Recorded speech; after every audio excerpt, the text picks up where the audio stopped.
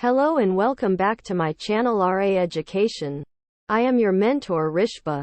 Again I am here with very entertaining topic. Do you know? What does it mean by exobiology? So, let's get started.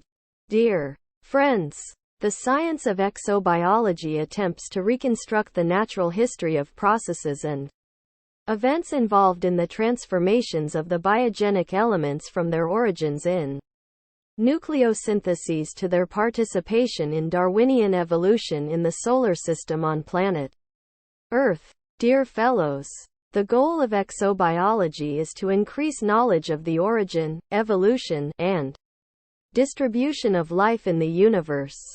This is a multidisciplinary science, and the conceptual and experimental tools of virtually all scientific disciplines and branches of learning are relevant. Do you know? What are the 4 types of exobiology? Exobiology is concerned with 4 evolutionary epochs. Number 1 is cosmic evolution of biogenic elements and compounds. Number 2 is prebiotic evolution. Number 3 is early evolution of life. And number 4 is evolution of advanced life. Well, that's all we have for you today.